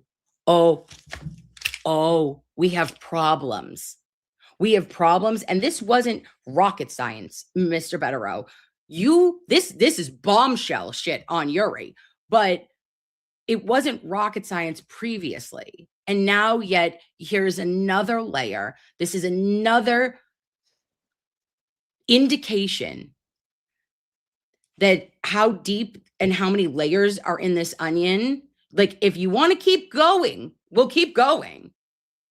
But have you not seen enough? Has it not been enough to show you that this wasn't right? That something in the milk ain't clean, as they say in the South, and that there is not, in the pursuit of justice, like, you're not doing justice here. What you're doing is looking like an asshole. What you're doing is weaponizing statutes. What you're doing is trying to intimidate journalists, in my opinion. I mean, I'm not going to speak to this other than what's in the motion. I'm not going to criticize. No, yeah, that's me. Cosgrove, other than, what's in the four corners of the documents. Yep. That's what lawyers do. We put it in the documents, and we, when it's over, the judge will make his ruling, and then we put our swords down and, of course, go with whatever Shake the ruling hands, is. gentlemen. Yeah, I know. I'm not going to speculate is other than there is some reference to that, in the filing, but it speaks for itself. I'm not going to say anything. Yeah, no, and I just feel like, though, well, clearly I know that it's not that you can't, but for me, it only makes sense, though. It only makes sense that this would be, if not the coup de grace of, like, oh, okay, is this the point where the Commonwealth, where the newly appointed oh God, what's his name? Bazinga? No, no, the judge? Brazel? Yeah, what's his name? Belazos. It only makes sense for a review, like, for them looking in the ruling and everything. But I wonder, I just would hope that it would be finally maybe light dawns over Marblehead. This was a motion that I felt really laid it out. All of yours do, Mr. Bederow, everything that you put forth. But this specifically, when reading through it, felt nefarious in some way to me. Again, of the Yuri actions. On a macro level, like, looking down on all of this, conflicts of interest are a problem, because they cause the public and a defendant at the bar to lose confidence in the legitimacy and impartiality of the proceeding, and to lose confidence that the system functions properly.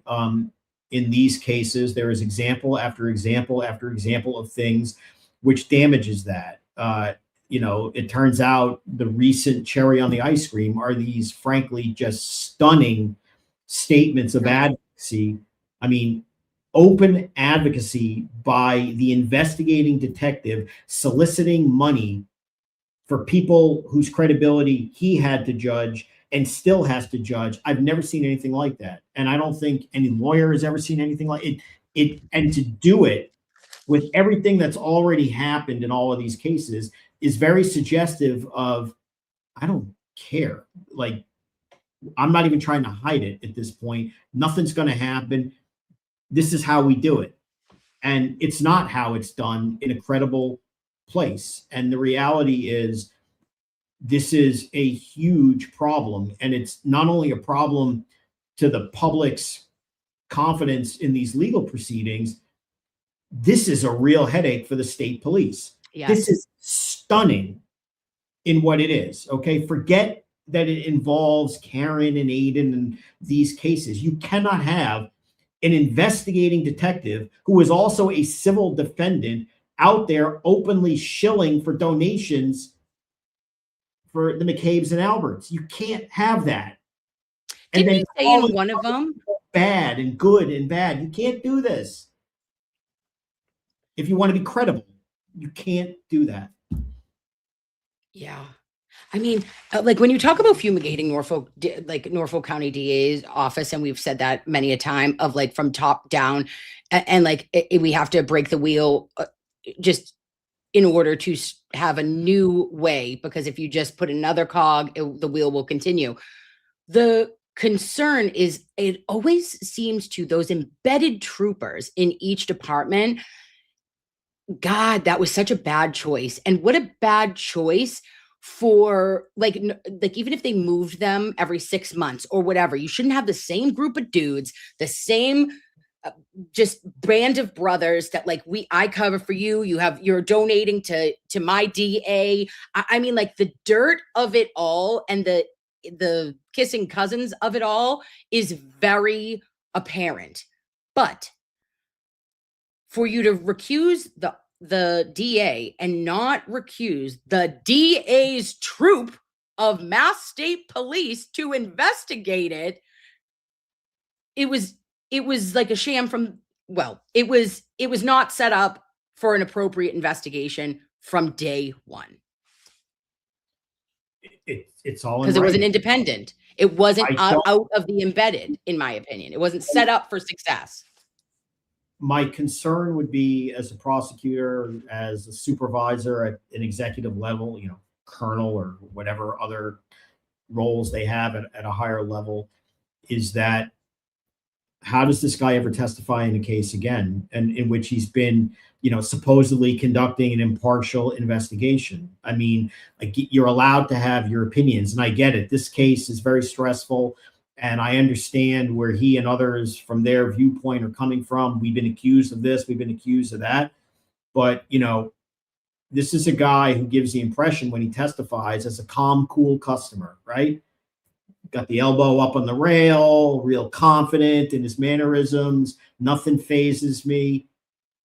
But when you pull the curtain back, he's just fundraising and calling certain people that are targets of his investigations lunatics, evil, lying, conspiracy theory. And why don't you donate money to these witnesses?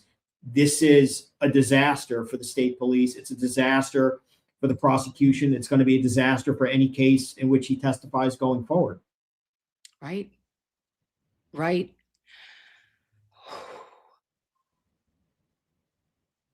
Do you think it would come down the pike that, Colonel, okay, so this motion gets put in, the judge will rule on it now, but now that it is public, it's just a response to the DA's response. I mean, it's a response to the response. It's all part of the normal back and forth that motions. Your love letters to each other, yes. Yeah, color crayons apparently, but beyond that, it's just part of the process of how this goes. And the next hearing is the 23rd. Yes. Okay. Now, in the meantime, just saying, now that this is public information, and because it's all public, would it behoove, or not would it behoove, do you think would there be an opportunity for Noble to step in, for Noble to investigate, for Noble to say, hey, maybe we should, suspend, put on leave while we are investigating this, because holy shit, now you've just brought this to my attention. And as Mass State Police, we should probably put our tail between our legs. Why, you say? Because we are embarrassed by the absolute, every ounce of our being was embarrassed by Proctor. And now we have this. Stop it. If I was Noble, I'd be like, oh, shit. I mean, it's not for me to say. It's not my problem. It's a state police problem. It's a credibility problem. Yeah. They are an agency that is already under attack. They've had to break up that unit. They've had to terminate Proctor. They've had to discipline others. They're trying to restore credibility. And this is about as unforced error, lighting yourself on fire for your agency's credibility by having a prominent detective in these matters go out and openly shill for the witnesses that were for the prosecution. But as far as what should happen or when, that's for the state police. The reality is they had a conflict in this investigation alongside the Norfolk DA years ago, and should have stepped aside. We're only learning about this now because, it was said now. But whether these Facebook messages were sent or not regarding raising money, everybody knows how biased the Norfolk Special Detectives Unit, whatever they call themselves, was against in the murder case and in the other cases. It's all right there. And, it's for the state police to figure out how to handle it or not handle it. And if they don't handle it and just say it's not a big deal, then they'll have to take the consequences of public credibility and loss of confidence that comes with that. But one would hope, given, the colonel's words in the past about restoring the public trust, that you might be troubled by an investigating detective currently on duty, involved in these matters, and currently a defendant in a lawsuit, openly shilling for people to give money to witnesses that are involved in all of these cases, and at the same time exhibiting actual bias against the defendant, both the acquitted defendant and the current defendant. It's a PR disaster for an agency that already was losing public confidence day by day, and this is just putting it all out there, and it's much worse. And then I also think about, Mr. Bederow, like safety of people, right? Like actual physical safety of others. When you're sitting there and something like this comes out, and I'm just saying, like, hypothetically, let's run through a hypothetical, because I don't even know if I can ask you this, but so this information comes out. This is going on Facebook, allegedly, in a hypothetical. And let's say, for example, because now you've villainized somebody as a Mass State Trooper, and you're saying it's good versus evil, and these are the people you should be backing. And then hypothetically, you hear on Twitter a Spaces, and in this Spaces, maybe a House defendant or one of these people that money is being raised for, and or their family members, start to threaten the life of somebody. Now we're walking dangerously close to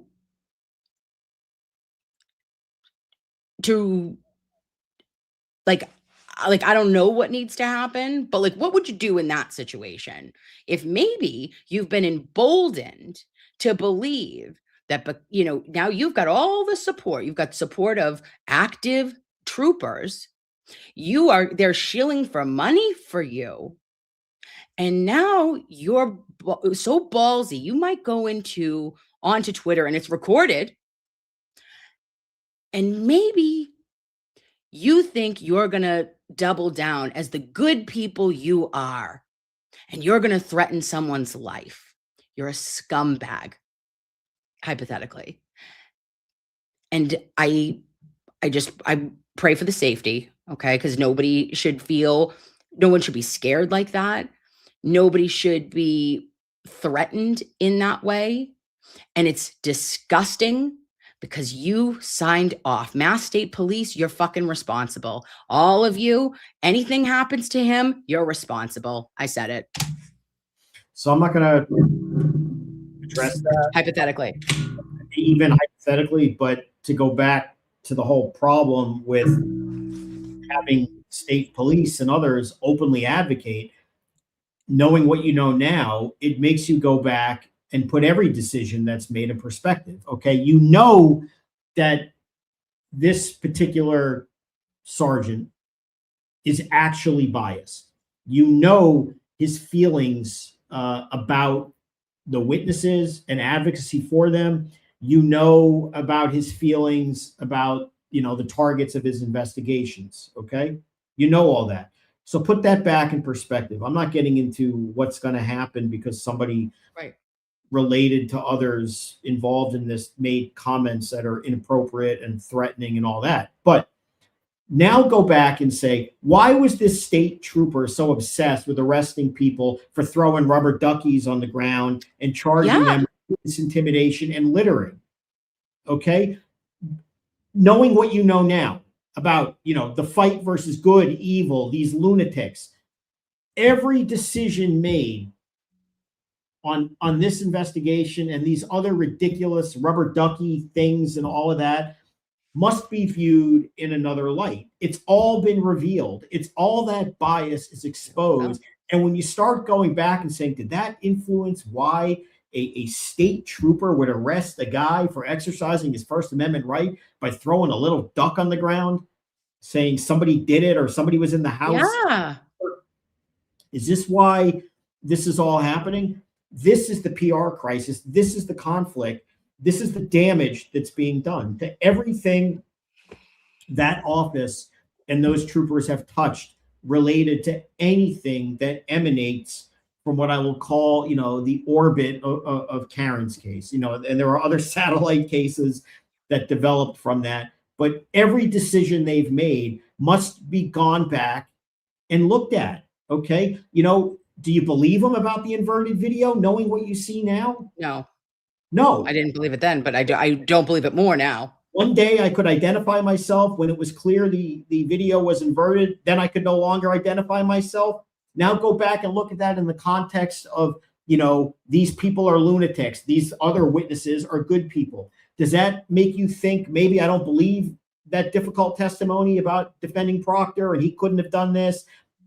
Everything changes when you see actual bias in favor of witnesses and actual bias against targets of your investigations. You have no credibility as an investigator when you pick a side so overtly rather than just follow the evidence, go where it goes, build a case, give it to the prosecutor, let them argue to the jury, and then the jury decides. Okay.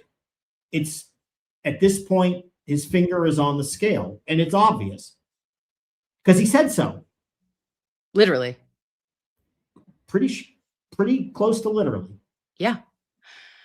Now that also brings me back. Now this is just correct me if I'm wrong. There were people that were involved in the rubber duckies. If I'm just going back, rubber ducky gate, that would say that they were called. Now I didn't hear anything else following up with this, but when Yuri would go to their literally to their homes about rubber duckies, this is what taxpayer dollars are paying for. You're investigating people that may or may not have received non-stolen goods of a rubber duck. Leave them alone. But you're going to middle-aged or grandmother's houses, right? And you're trying to intimidate them, and you're getting them for a statement, not trying to intimidate them, take that back. You're getting statements from them, but you're asking for specific information on Aiden. And that was weird. And people would say, the people that he went to the house, that they recorded. I remember seeing a video and they were she was he kept asking me if I something about Aiden, something about Aiden. And it's what are you doing? What are you doing? Because Aiden wasn't duck related. Do you know what I mean? That was Richie Schaefer. There was no cross-pollination of ducks, which is psychotic that I just said that. But do you know what I'm saying? Why? I don't know. That's striking me odd right now. Like again, you're looking at the video for the Sally Port, the the stories that have changed, the intention that was behind every move. You now go, well, wait, babe, you believe this was good versus evil, and you were supposed to be the scale of balance to find what and follow the clues. I challenge anyone to find a single credible detective, police officer, prosecutor, lawyer, no Twitter lawyers, they don't count because they'll find a way, real lawyers, and ask them, I don't care what they think about guilt or innocence of Karen.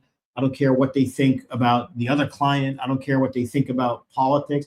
And just ask them, is it okay for an active duty police officer deeply involved in these investigations to now pledge loyalty and openly advocate and solicit money benefits for these witnesses while attacking the targets of your own investigations and then personally thanking donors on behalf of the people you're shilling for, if that's okay? Okay? And with the people that you should ask Michael Morrissey, journalists. That's who you should ask. Ask the candidates for DA. Ask Adam Deitch. Ask Juna Perkins. Ask the colonel. Ask anybody. Ask your friend who's a cop in New York, Boston, Oklahoma, New Mexico, wherever. Okay? Is this appropriate?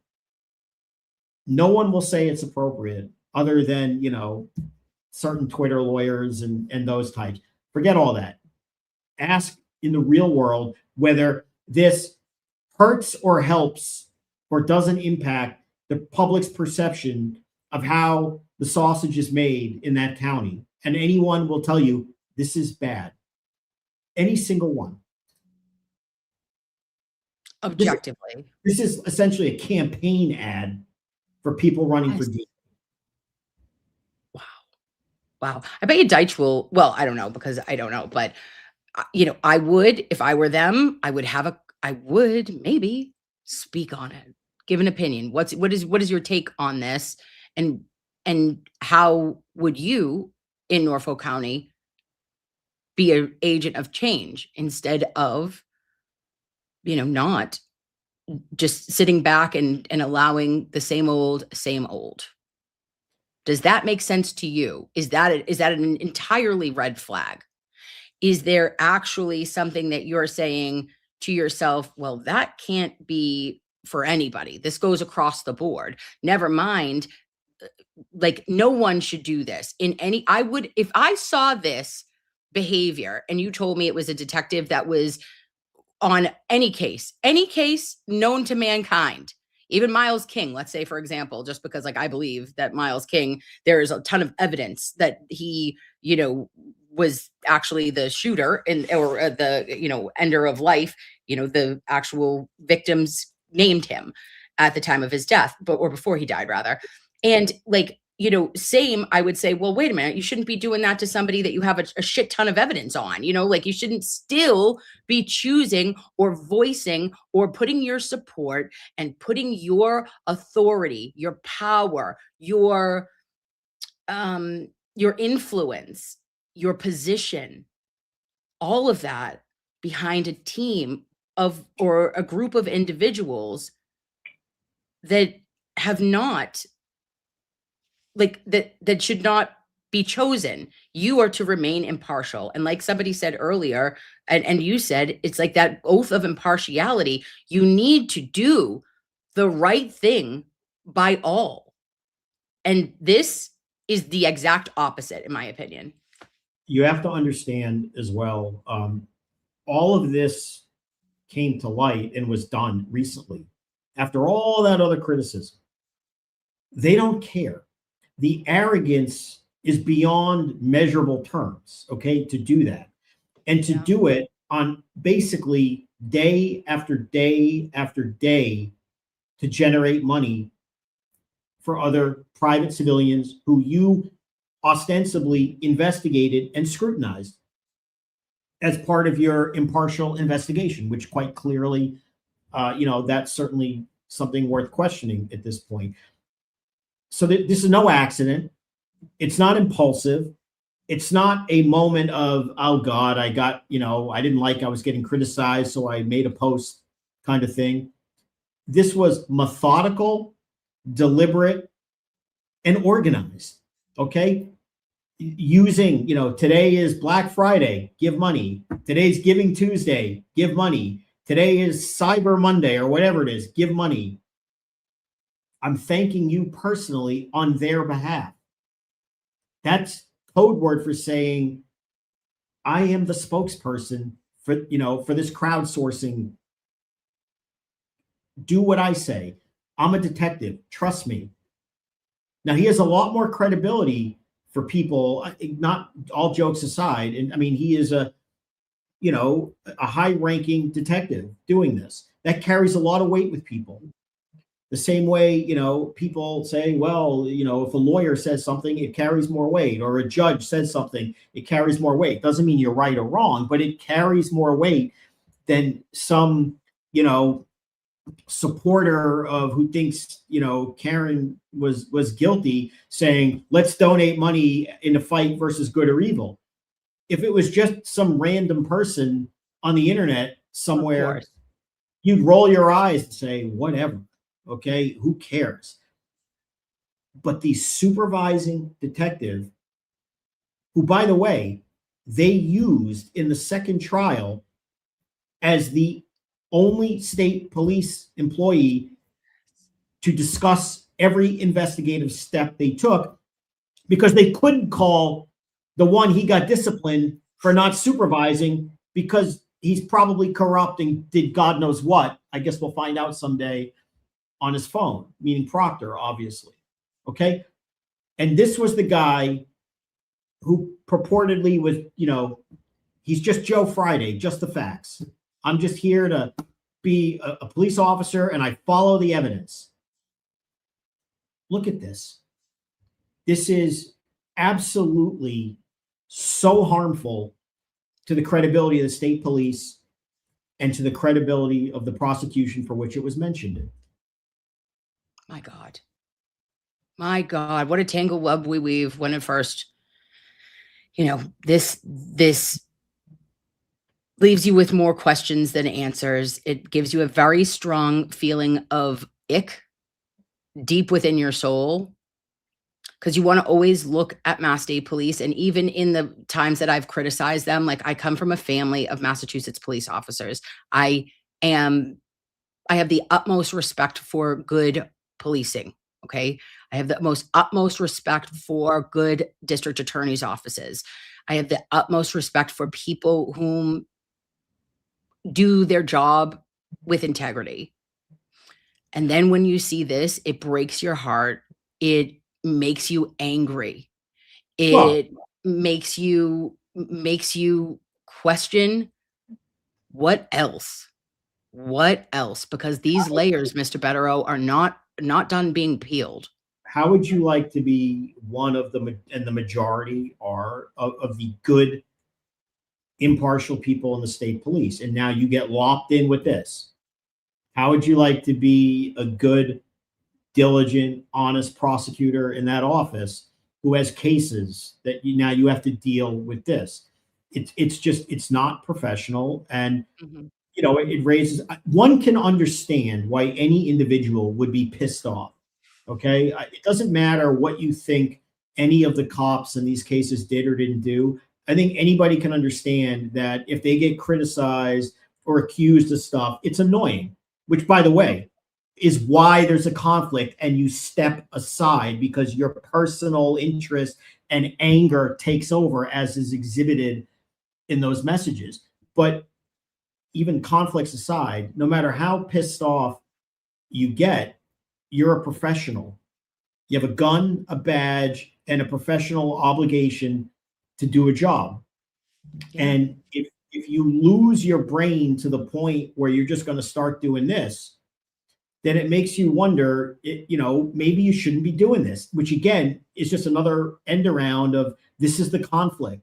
If you're this pissed off and emotionally driven and it's impacting what you do, you shouldn't be involved. That's the whole point. Okay. Yeah. And that's the whole problem with Proctor in the other case.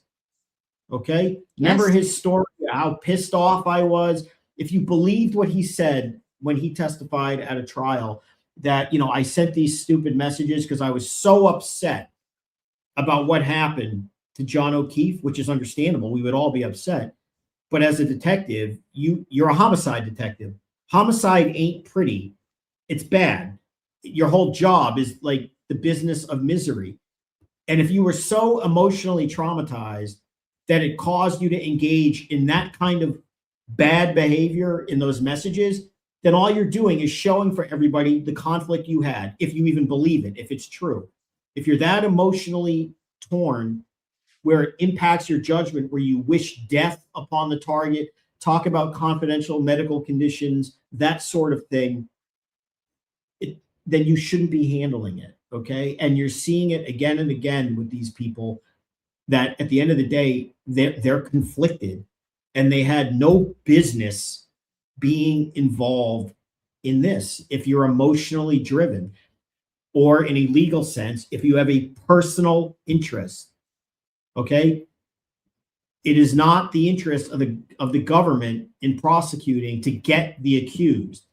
It is in the interest of the Commonwealth to see that justice is done, whatever that means. Sometimes it means this. You could think someone's guilty, but if there's exculpatory evidence, you still have to turn it over because that's how justice is done. Yes. You have to be fair. And the Commonwealth, the reason the case is called Commonwealth versus somebody, it's the public. Okay. The client is the public.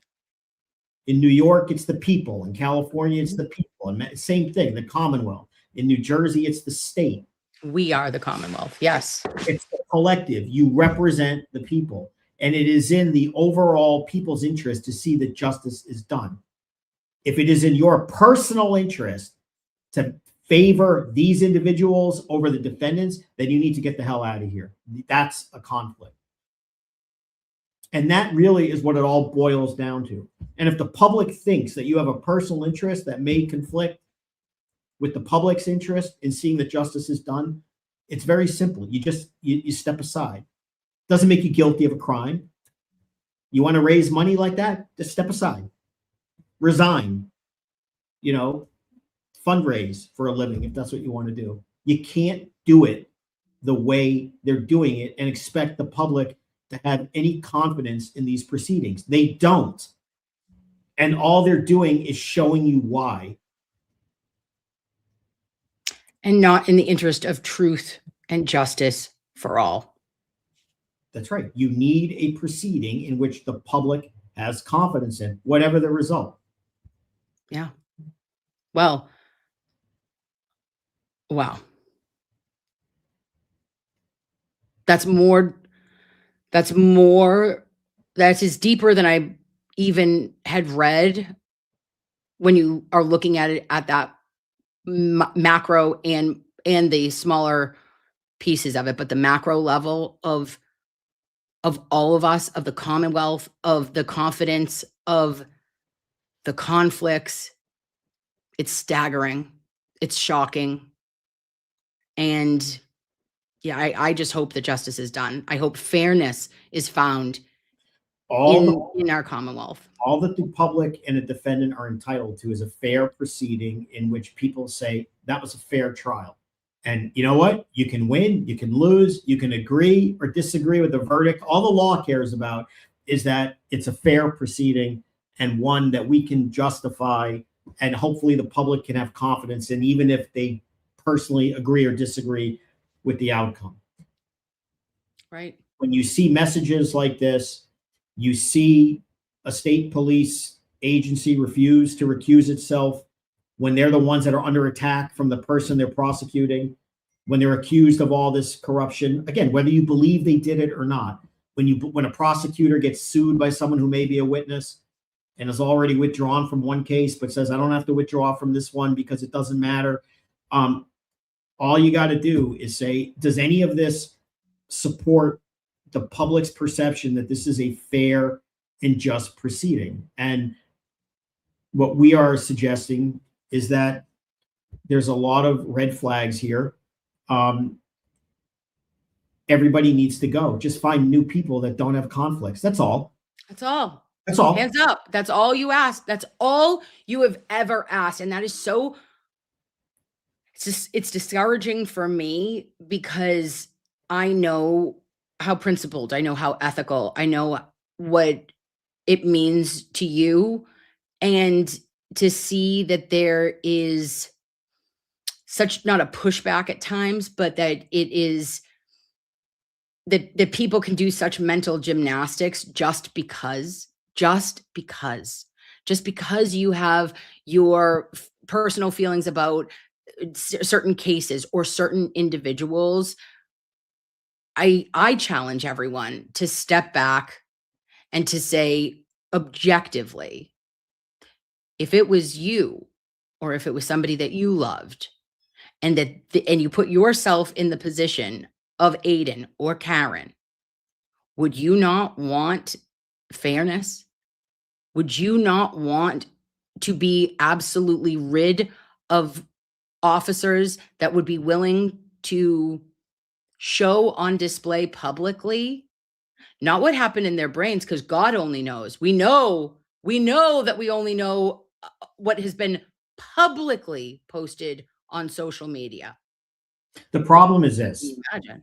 When lawyers talk about conflicts and public confidence, we're talking about appearances of conflict. Appearances are bad, and then you have actual conflicts, okay? Exactly. An active duty sworn police officer has a professional obligation not to do anything that would even give an appearance of a conflict, because that in and of itself could impact in a negative way the public's confidence in saying, well, I don't know, maybe this guy's biased. That's not good to think like that. What we're talking about right now is you can pull the curtain all the way back. There's no appearance. It's right there in writing. I'm biased. These people are lunatics and are bad people, where the witnesses that I like are good people, decent people, and are being falsely accused of this, that, and the other. That's not an appearance of conflict. That is as actual conflict as an actual conflict can get, by a state police supervising sergeant who was directly involved in these investigations, is currently being sued for alleged civil rights violations, was disciplined for failing to supervise a terminated and disgraced trooper, and who helped investigate and even testified against the person he's accusing of all these things. These conflicts are suffocating to the point where you can't breathe the air in this circumstance without inhaling them. It's everywhere. Yeah. Well, on that note, Mr. Bederow, I hope that justice is done, and that's always what it has been. It's always been just acknowledgement of fairness. And I think that, unfortunately, just in my opinion, that the statute was weaponized from jump. And then it has been a spiral in order to control, to minimize impact, to minimize the effect or the fallout for people that maybe Aiden was looking into. For him having his opinions, you should have just let him talk. Should have just let him talk, because we never would have known all the shit that you fuckers were. Well, pardon me, but yeah, that was going on. Really, this particular scandal is much bigger than him. I mean, this bias is also from the murder case, okay, yes, which most people already believe was an ill-conceived, potentially corrupt investigation by cops who some were willing to give the benefit of the doubt. Maybe they're just incompetent and not corrupt. How do these messages help people's confidence in the investigation from January of 2022? Knowing what you know now about what, don't forget, those messages are every bit, if not more, about that case. I mean, it's about both of them.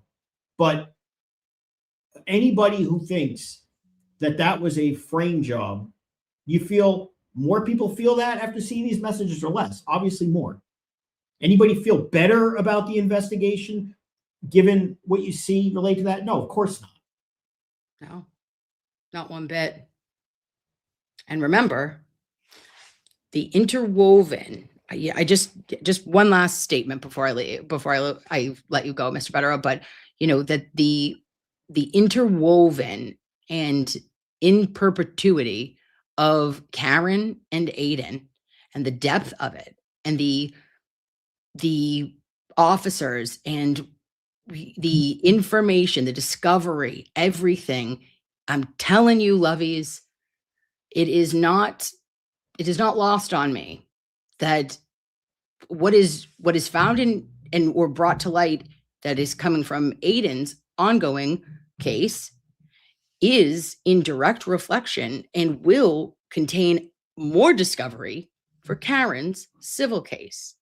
And it all stemmed back to 2022 and what has gone on from there and moving forward. And when you see the bigger picture and the more information that is coming out by dribs and drabs, okay, by that freaking Mass State Police, it is staggering to me. It is unbelievable.